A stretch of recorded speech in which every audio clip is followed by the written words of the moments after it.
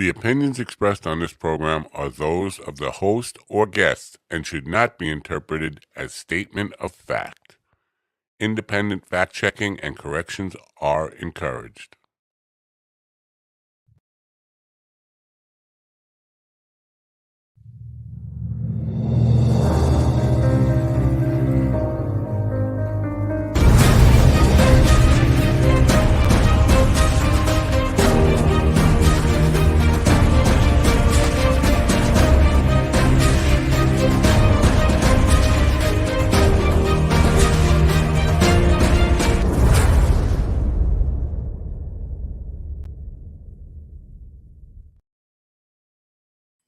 Hey, welcome everybody to our fourth episode of A Lord and His Lady. We're so glad to have you back. How you doing, babe? Good. How are you? Good. Today we are super excited for a couple different reasons. One, we're going to be traveling back home to New Mexico. Yes. So look out, New Mexico. We're coming back at you. And then two, for the first time in our show's history, we have our first guest. Yes. And it's a very it's a couple, and it's a very near and dear couple to my heart. People that I've known almost my whole life. I'd say since I was probably like 11, I think is when I first met our guests today. So we're very excited for that. They're going to be giving us some advice on longevity in relationships and how you can make a relationship last because they have a 30-plus year marriage. Right. So we're very excited to have them on The Lord and His Lady. So because one thing that I want to talk about is that so you and I were talking about how we did, our direct example of a relationship for each of us was not the healthiest thing. Right. Yeah, no, our parents were not model examples of healthy relationships in any way. Right. And so, I know that for you, you had said how your aunt and uncle were an example of what a healthy, good relationship was, and for me, like Tim and Pam are definitely an example of that as well. Right. Yeah. So I'm very, very excited to have them on. So Tim, I don't know, I told you this. Yeah. Tim is actually the person that helped me learn how to beat my mother at chess. He is. So that was a very exciting thing. But they're a wonderful couple. I've known them over 30 years. Please welcome to the show, Tim and Pam Walsh, everybody. Yay! Hello. Hi, guys. Hello. Can you hear us? Yes. Okay, good. And let me see if I can. I'm going to adjust our volume just a little bit because can you hear them clearly? Of course, you probably can. I mean, yeah. Okay, let me go up just a teensy hair. Okay. All right. Wonderful. So, thank you for joining us. So if you want to give a little background, how long have you guys been married? I know it's over 32 years, you said? We were married July 27th, 1991. 91. Holy shnikes. Yeah, all right. So just coming up on it. Very exciting. So, if you had to, I want both of you to answer this. If you had to say in one word, what is like the key to a long-lasting relationship like that, what would you say it is? Cooperation. Certainly cooperation and compromise would be two of the most important things. Caring for the other person and giving all that you can to a relationship. Yeah. Right. No, I would. Yeah. I don't know why. For some reason, when he said cooperation, the image that went in my head was Mrs. Doubtfire giving Pierce Brosnan the Heimlich maneuver and like work with me here, work with me. Yeah. I don't know why Well, that was. You Maybe said that's one word. maybe that's part of our problems. Is that's my mean- idea of cooperation. I mean, there are the times that I feel like, yes, you could have more cooperation. Like, you decide to tell me about bookings and stuff after you've done them instead Right. of like, hey, is it okay if I book this? And that's a Right. pet peeve of mine. It is. It might just be me, but I just think I'm like, no, that's not. Yeah, because I'm gonna do what I need. You know, I mean, yeah, but I think we're better at it now. It's gotten Oh, yeah. better. Yeah. Definitely. But like Yeah, even today, I booked a bunch of stuff, and you were like, okay, nothing else before that, please. Yeah. You know, like- so and I get it. Yep. You know, so I try anyway, not to make any final decisions without running it past Pam. She usually says yes, but And that would be the same with me. For instance, I had a date conflict between Thursday and Friday of next week. I had planned something for Thursday night and they changed it to Friday. Before I actually told them that that was okay, I made sure it was okay with Tim because Friday night is kind of our date night. So we usually go out and go out to dinner and get groceries on Friday night. But this Friday we won't be doing that because of my conflict. But no problem. right. Yeah. You know, the old adage is, you know, they've said for a long time, happy wife, happy life. But really, really, it's happy spouse, happy house. You know right. what I mean? Yeah. Because, like, it can't be like one person getting their way all the time. Because, I mean, that's a very quick way for resentments to build up and stuff like that. I did want to ask you, like, did you guys have a discussion at all, like, in the beginning about how, like, no matter what, this isn't ending in divorce? Like no matter what our issues are, no matter what our problems are, we're always going to sit down and talk about it. Like, divorce is not something that we put into the equation. Did you guys have a conversation like that? I don't know that we had that conversation, but it was kind of the assumption. And we went through the Catholic Church. We went through marriage counseling, and they taught, you know, they asked you lots of questions about it. Is there, you know, what could lead to that, and it made you think about it. And so we got married in the Catholic Church, and the Catholic Church believes that there is no such thing as divorce. So in our marriage, we made a covenant to each other that we would uphold those values, and so therefore we are not going to get divorced no matter what. And also, I had a Catholic priest one time tell me, and I think this is so important, that we are not getting married for our enjoyment or the other spouse's enjoyment.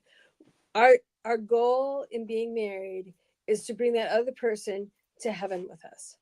So when you look at it that way, I'm trying to get Tim to heaven with me. Tim's trying to get me to heaven with him.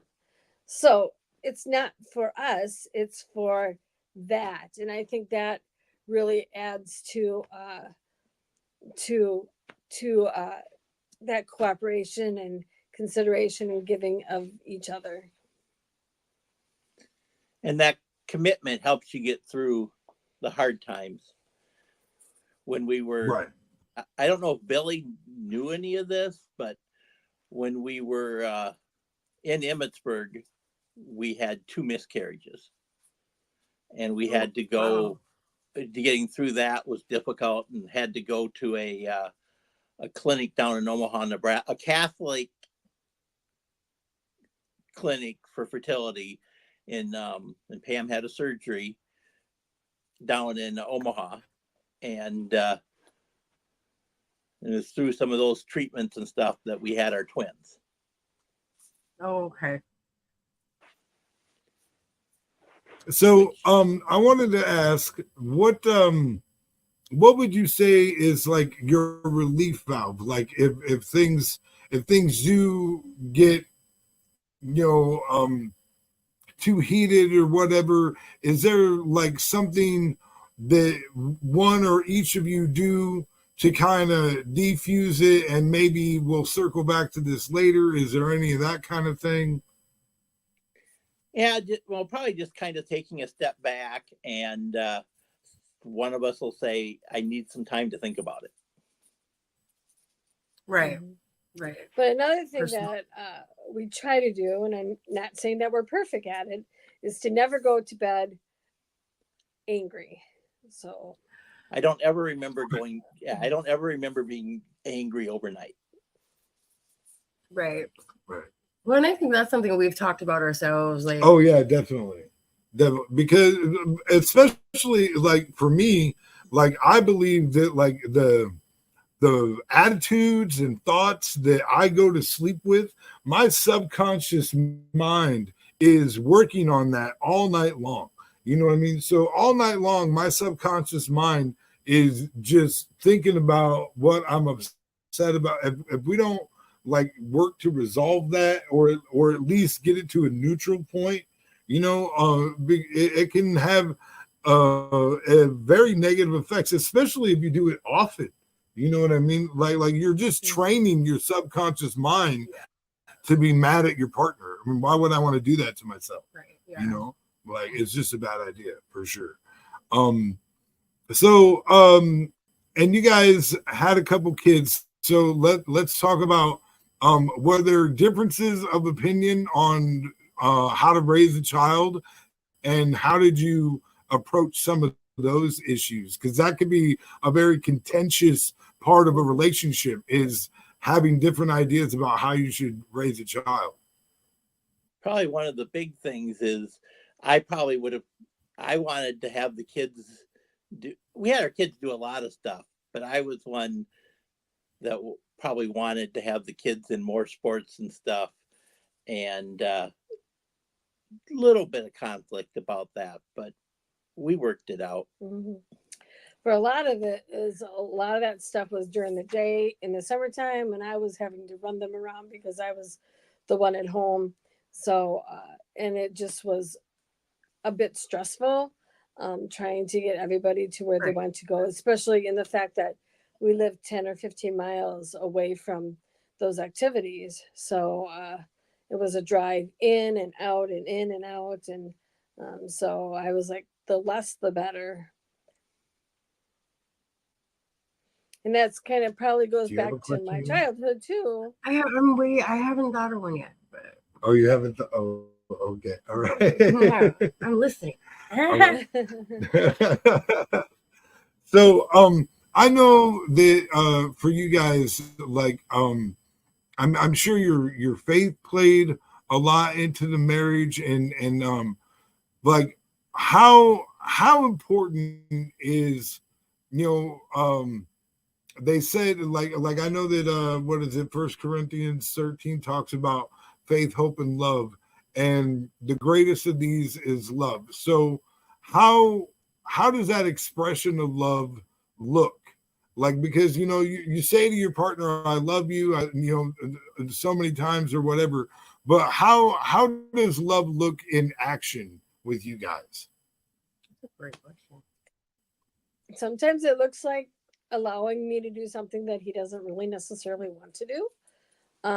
It might look like him putting the laundry in the washing machine or dryer. You know, there's a whole bunch of things. For me, Friday night, I've worked all week, I've been out, and I would love to just stay home and relax, have a pizza and sit in front of the TV. And Tim's been home all week, has not seen a single person, and he wants to go out and do something. So our love, I go out with him, and we go out to dinner, and we get our groceries. But like I said, it's a give and take, and that's some of the things that our love looks like. And that tradition really started at the beginning of the pandemic, when I was told to go home and work from home, and that's right where I've been for the last 4+ years. Right. You know, thank you for bringing that up. So I mean, a lot of couples experienced problems during the pandemic because couples were forced to spend a lot more time together. Now, Danica and I, we have the kind of relationship where we spend a massive amount of time in each other's company. Like we really don't do a whole lot outside of each other's company except for maybe working hours, and that's like it. Other than that, we're together all the time. But I don't think we mind it. Like No. we function very good that way. Yeah. We enjoy each other's company. We don't really wear on each other's nerves, at least not like that. No. So is that something that you guys find, or do you guys need that? Because I think that that's kind of different for certain couples. Some couples can do that, and then other couple, and we've even worked together. Yeah, on a couple of well. different occasions. The one thing that leads us to doing different things is we like to do different things. While there's a lot of TV shows that I like that I watch, like when Pam's sleeping, because she just has no interest in them, and her passion that's a thing. Are taking pictures and quilting. And like this weekend, she went and ran around getting fabric while I stepped into the video game arcade that I was talking to Billy about earlier, and I played pinball for an hour. Yeah. But we do enjoy each other's company. I always make sure, even if I have that desire to go quilt or take pictures, that we spend some time every evening together. Unless, of course, we're out of town or something like that. But we sit down and watch a show or whatever and have supper. We always, always, always have supper together. We have you talked about the pandemic. The one thing that we found right at the beginning of the pandemic, and usually I'm the one finding shows, but Pam found a show called Madam Secretary. And we sat and watched that through the whole pandemic, it seems like. Well, but we would watch 2 or 3 episodes at a time. Usually Pam, after one episode, she's done. She doesn't want to watch anything else. But we would watch 2 or 3 episodes at a time. Mm-hmm. Yeah, no, I'm the binger in our relationship. She like really I can, like if I like it, I can get sucked in and I'll just keep going. And he's usually like, okay, we watched like 5 episodes. Can we watch something else now? And I will, and I will say that when I say we've watched 5 episodes, that's a loosely based term because I'm really, she wonders why I'm in my phone all the time. It's like, I don't know, maybe because I stopped caring about what was going on with this show 4 episodes ago. And part of it too is I just have a need to get up and walk around. I'm not one that can just sit on the couch for a long period of time. Yeah. And usually she hears this imaginary voice saying, time to go to the sewing machine. Time to go to the sewing. It depends how long the cat sits on her too. Yes. Right.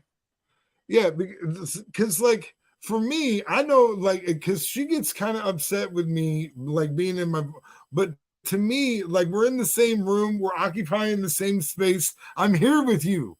You know what I mean? Like calm down. Like I don't have to pay attention to exactly what you're paying attention to. Not, you know what I mean? But I will say that I work incessantly. Like I'm always geared toward networking, trying to make something, and so because of that, it's kind of all hours, you know what I mean? Especially if somebody messages me out of the blue and it's like entertainment related, like I could get sucked in for the next hour and a half trying to make something happen or whatever, and it doesn't matter to me that it's 2 a.m, 3 a.m. Like, yeah. So that gets a little bad sometimes. Yeah. So, you know what? Let's talk about annoying habits. You know what? That's a good couples thing to talk about. What are some annoying habits that you had to like because I know for me, like I try and like notice that, like if I know that there's something that's getting on the nerves, like I used to be the kind that kind of exploited that because I was a shitbag sometimes. Pardon my French, I apologize, but I was like that, you know what I mean? But today I like am working on bettering myself and not behaving in those ways. So like if I notice stuff that I do, like I try not to do that. So like was there anything that you had to like get rid of, you know, so to speak? It's more like control it. Probably my weirdness. I like to speak in weird voices, and that's just naturally part of how I relate to the world.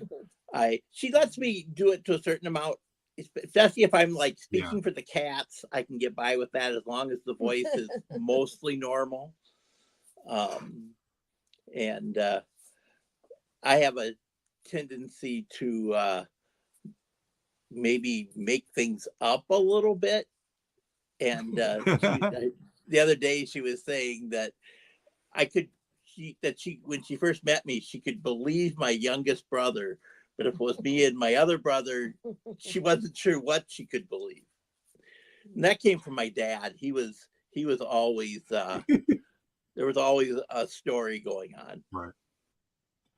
When it comes to that regard, I mean, this girl should probably be put up for sainthood because, like, it is unbelievable the amount of shenanigans and antics that she puts up with. Like, she puts up with so much, especially from a comedian husband. This poor girl. But at the same time, you're my muse. You know what I mean? Right. Like, yeah. like so. But yeah, no, I definitely could relate to that or whatever. And yeah. So what about for you, Pam? Was there anything that you had to like not do so much or whatever? I'm sure there was, but certainly I cannot think of it at this time. So what are some things? I'm sure Tim could think of a couple things. She came perfect the way she is, huh, Tim? Yeah, not. Yeah. Sometimes she's too quiet. Oh, okay. What was that? Sometimes she's too quiet. Oh, I mean, I can I'm see more of I an can see internal that. person, and so then my answer to that is to become louder, and more of my weirdness comes out. So it kind of all fits into the same thing. Right. So we're gonna do a commercial real quick, and when we come back from a commercial, we're gonna do like some quick fire like couples questions, like who does what more or whatever.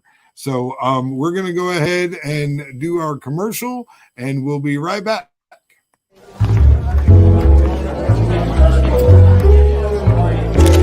Roy, flashlight. On the way.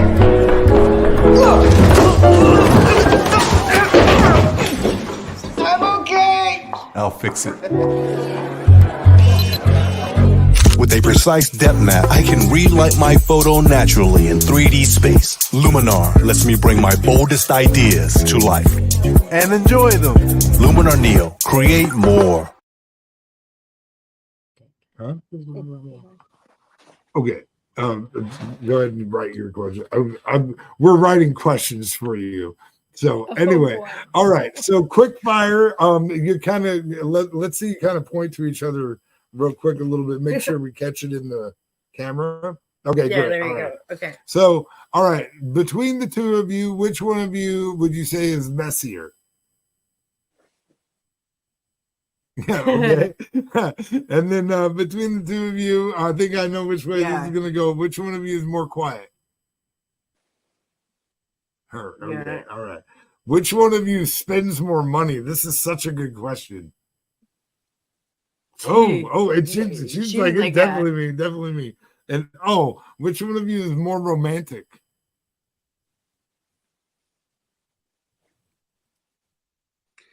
You're like Probably neither a little bit. Yeah, no, I could see Tim being very romantic. Tim's a very thoughtful person. right, yeah. He's very thoughtful. Yeah. All right. So, Oh, what we gotta. I bought her. She loves these mini crackle bars, and I went out of my way to find on the internet where somebody had bought and sorted through crackle bars, and I sent it to her for her birthday. Oh wow. Yeah, that's so cool. Yeah. That's so cool. Now, did you guys have you ever done like the note thing or whatever? Because I think that's like a really good one to like leave like notes to find like all over in random places. That's Pam. And when I went on my first business trips, I would get there and I'd find love notes in my suitcase. Before we were married, I used to go to the card shop and find cards and send them to him all the time. So that's Pam. Right. Now, sometimes they say, especially with couples that have been married a long time, that you start looking like each other. Has that been a problem? Do you guys get now? We're matchy a lot of the time. Like we even buy she's clothes. Just so much prettier than me that that could never. Oh, yeah. You know, I get that. I get that. You know, I think we both have our own likes for clothing. That I don't know that we do matchy stuff. I love a sweatshirt, and Tim usually wears kind of what he's got on now. So more like we have the same ideas, though. Like I was thinking we were going to. I had an idea of what we should do, and Pam said, "How about if we do this?" That's it. I just thought that. It's more things like that. Yeah. We think alike. Yeah, you definitely get that's probably the same mind for sure. Right. Yeah. I know. Very cool. When we first dated and we broke up once and got back together, and what was amazing was we had become more alike during that 2 years we were apart. Like God was working something out. You know, it was just hard to believe. Yeah, I mean, we've definitely had our times of, you know, and they do say that absence makes the heart grow fonder or whatever, you know, like there's no denying that we have a major draw towards each other. You know what I mean? Like in an undeniable way, you know, and and Tim, I kind of want to touch on this because it's like a chess analogy or whatever, but I very much feel like Tim, you know that sometimes when people are very good at chess, they'll play without their queen on the board when they play, you know, just for fun or whatever, you know, when they're helping somebody learn or whatever, they might not play with their queen on the board. Now, you may beat them from time to time, but understand that person's not coming at you with everything that they have. Sure, you could win a game, but their queen's not on the board, you know, and for a long time, you know, we were dysfunctional in our relationship, you know, but now, you know, Danica is definitely my queen, you know, and now that she is on board with the plan of attack that we have to do this thing, and it's a we thing. Yeah. You know, when we got married, we became a unit. You know what I mean? It's not an I thing, it's a we thing, you know, and we got some big stuff to do. And now that my queen's on the board, people are going to find out that my chess game is on point. You know what I mean? And I'm very excited for that. And you guys are a huge part of that. You've been very supportive of me over the years. And you've been supportive of our relationship. You always wish us well. It really makes my heart full of joy to have you guys on and discuss this like relationship stuff with you guys, because excuse me, like it's a big deal. People today, especially in today's day and age, like they got to know that there are successful relationships happening out there. You know, it's not, you know, everybody doesn't just run for the hills when it gets troublesome and quit on each other. You know what I mean? Like when we got married, you know, we made a very big commitment, and we very intentionally got married in the manner in which we did, because we wanted to, signify some things to ourselves and to everyone about what we believed about each other. Right. You know what I mean? And it's very good to see, 32 years is a long time. That's such That's for sure. We'll be 33 Both this of year. Be 33 that's coming up. Both of our Yeah. parents were married over 50 years. Mm-hmm. Right. And do you think that had a lot of influence on your guys' relationship individually, that you both came from solid relationships such as that? Most certainly. There was struggles in my parents' marriage. One time my dad even drove down to Iowa or something and just had to get away. But he came back and they were still together till death did they part. Wow. Yeah. Yep. My parents were getting close to, they're probably like 57 years or something. And before my dad died last July. And what, like, was it like loving relationships that you saw? Was there much of, I'd like to kind of hear from both of you. Did you see a lot of displays of affection, or was that more of a private thing? Because we're definitely talking about a different generation. Right, a different time. Mm-hmm. Most definitely more so a private thing, but also my dad did things for my mom that were absolutely romantic and absolutely saying he loved him. My mom would always, when she brought home groceries, she'd come in with her car keys and say, "I brought the groceries home," and my dad would go out and bring the groceries in without even questioning, without even grumbling. That was just a display of affection. My dad every Sunday would go out and put gas in her car and bring it back. Just a display of affection. Just, I love you, so I'm going to do this for you. And there were things like that throughout their whole marriage. Well, my dad was so devoted to my mom. He maybe didn't do as much of the romantic things, but he worked basically all the while we were growing up. My dad worked 2 jobs. He worked at a department store 40 hours a week, and then he came home and farmed. And he would put in the crops on 2 weeks of vacation. So I remember 3 or 4 times where we took off on a trip while we were growing up, camping or whatever. But my dad we didn't milk, so it wasn't quite that bad. But we had pigs and cows and sheep and chickens and all that. And I helped. How many acres did you guys have? That. What? How many acres? How many acres? 160 when I was growing up. And then Dad, after his father passed away and an uncle passed away, he had 330. Oh, wow. Yeah. So how many siblings did you have? And like how much of that farm, because we were just talking on Coffee with the Dog on Monday morning about child labor and stuff like that, and how it was just a thing that was expected when we were younger, that the children were going to work. Yeah, if you lived on a farm, you work. Dad didn't have a lot of time to like I never really did much tractor work. He did it so fast, didn't have time to show. I did a lot of carrying feed, dumping feed, watering the animals. When we got the sheep, my dad hated sheep, and that was pretty much all me and my sisters, because we had them for 4-H, and he didn't do anything with the sheep because he didn't like sheep. And my oldest sister and I did a lot with the animals.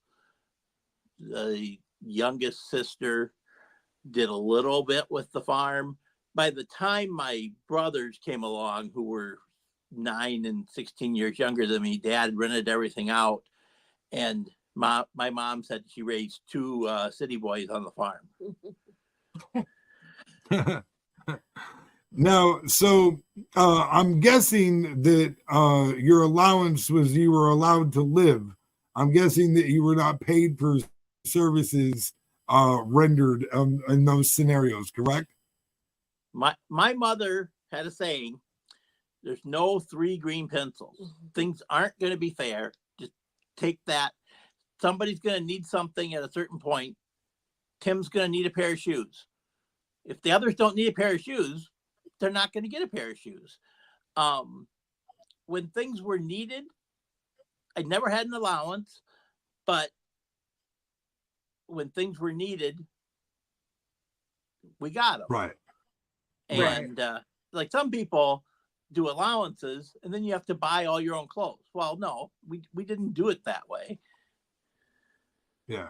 You know, something a lot of people don't know about me is that, so I was very active in junior high school for sports and stuff like that. I was active in every sport that they provided. So I was in football, I was in basketball. We did a dual season in the wintertime, so you could do basketball and you could wrestle. Then I was in track and I was in baseball.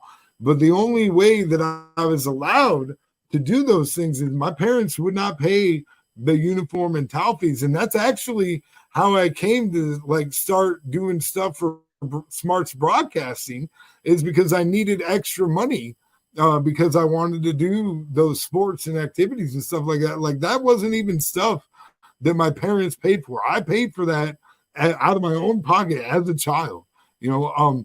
But it does make me curious when it came to raising your own children.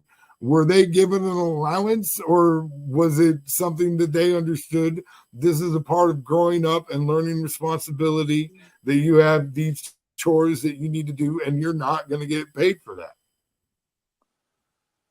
We never gave them allowances, but we definitely expected them to do things, emptying the dishwasher, cleaning their rooms, helping with the lawn outside in the summertime. When they got up into high school or out of high school, they got part-time. 2 of my kids had part-time jobs in high school, and then the third one didn't until he got out. But we never expected them to pay for like their clothing or anything out of that. Right. Part-time. But that's great because was expected. Yeah, that allows them to be a child. Like that. Yeah. My oldest son worked. He never borrowed 1 cent in getting a 4-year college degree. And we helped him with like the first semester. After that, was all working himself through college. Oh, that's wonderful. That's a testament in and of itself. I mean, really. Because I mean, there's a lot of college students out there that, it's a tough go of it. Mm-hmm. But it did take him longer. He probably was in school more like 6 or 7 years rather than the 4 years that a lot of people go through school. Well, and I don't necessarily think that's an issue, like, because I feel like you still have, like, doing that, he still had the pride of, I did this myself, and like, you know what I mean? Sure. And he's of our kids, he's the one that if, you know, we're going out to eat, he'll say, I'm paying tonight, and he pays for it. Yeah. He wants to be, show that he can do it himself. Right. He wants to contribute. Yeah. So if you guys could travel anywhere, where would you guys like to travel to? To me, the answer is everywhere and always. I'll let Pam answer that. To my house. I like to be at home. I like to be I don't know. I don't care for airplanes. I don't care for long trips in the car. So up north would be fine for a few days. Over in Minnesota for a few days was good. I tell her, tell me when you want to go to Hawaii and I'll make it happen. I haven't had her tell me when she wants to go yet. I like being by. What about a cruise? We've talked about, especially because I'm an entertainer and she's a really, really good waitress and server. Like, I mean, she outperforms the other servers that she works with usually, and there's very specific reasons for that. We just found that out the other day. That there's certain things that like the next level servers do, and she does all of that stuff. We talked about joining the same cruise line and like going on some cruises and stuff like that. I think that would be a fun thing to do. I mean, it would definitely be a life experience that it would be enjoyable. Yeah. Right. And I mean, go ahead. We've done some short, like river cruises, like 1 day things. I think we have to figure out if we'd have to do a really short ocean cruise to see how that was going to go. Yeah. I get car sick pretty easily if I'm not driving. So for me to be on a boat for days and days could be very interesting. Right. Well, and that's one thing we did. I think that's one thing we did say is like I've been on like a yacht like when I was younger, boating with friends that we were visiting on like this thing, but I don't know how I would be days upon days on an ocean liner, Right. And I mean, because they're like a hotel on the sea. Right. like that's basically what it is. It's like the Bellagio set sail, Yeah, no kidding. That's another thing. I anytime she wants to go to Vegas, I'll have it planned in a week too. Yeah, I mean that might be where we end up living soon. That's actually that's one of the things we've talked about. That we definitely want to make, because I know that for myself as an entertainer, like getting to a bigger market and making sure that more and more people are exposed to me is like it's got to happen, and not just me but us, because Danica is going to be singing backup on more of the tracks because we're going to release the full album under the One We'll See this year, and The Bliss is going to be on more of those tracks, so I'm very excited for that. That's something to look out for that we're doing. I just want to say again how glad I am to have you guys here. I want to run another ad real quick. Please, folks, check out our sponsors, Luminar Neo. They're a great photo editing app that's very comparable to Photoshop. Matter of fact, some people are saying that it's even easier to use than Photoshop. So we very much appreciate having Luminar Neo as our show sponsor. Please, if you don't click on the banner in the description or click on the link in the description, you can go to minddogtv.com and there's a Luminar Neo banner there. That will also take you to anything. Also, since we're talking about minddogtv.com, I want to remind people that there is merch available. You can get some stuff with my mug on it. Matter of fact, you can get a mug with my mug on it. Yeah. That's the thing. You can get that. We're probably going to have a Lord and His Lady merch very, very soon. I'm sure we will. But yeah, so go ahead and enjoy this ad real quick from our sponsor, Luminar.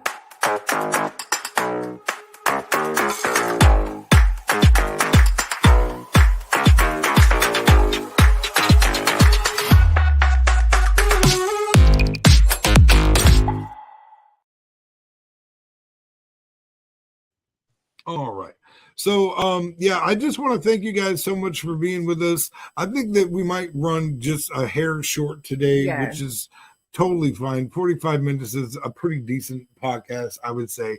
I just want to thank you, Pam and Tim, thank you for much. joining us. Lord and His Lady, super, super happy to have you. It was a blessing to my heart, and I'm sure our listeners really enjoyed, hearing it, from people who knows what it takes to have a long-lasting and happy marriage.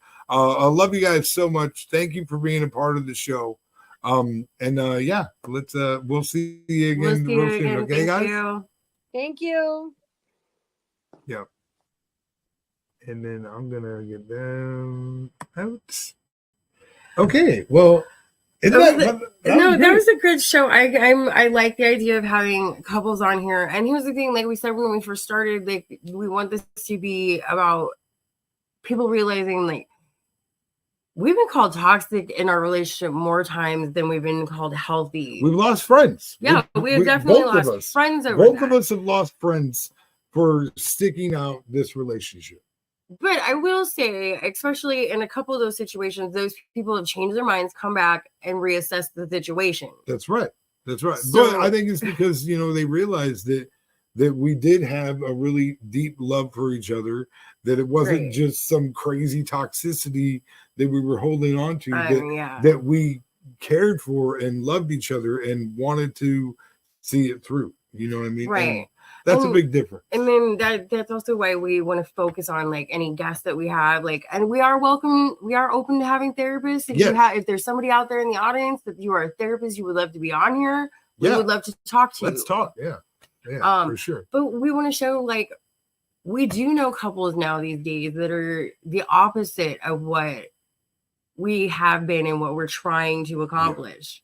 Yeah. So like we want to show the good sides and the positivity in healthy relationships Right. also. Well, and it's like remember Keanu Reeves when he was on Drew Barrymore? She asked him if he was a lover or a fighter. And he goes, you got to be both, because if Yeah. you don't have a love worth fighting for, what kind of love do you have? Right. You know what I mean? Yes. And, you know, for Danica and I, we have a love that's worth fighting for, and we're going to fight. Yeah. You know, and we want to help. If you feel like you have a love that's worth fighting for, we want to help you find ways to fight for that love that you have for your partner. That, you know, But in the way that respects you yourself. yes, yes, Because that is a huge thing. right. I love you so much. I love you too. All right. Well, All right, guys. That's going to be our episode for this week. We thank you so much for joining us. Please join us again next Tuesday at 8:00 Central. This is Lord and His Lady, and we're out. Bye.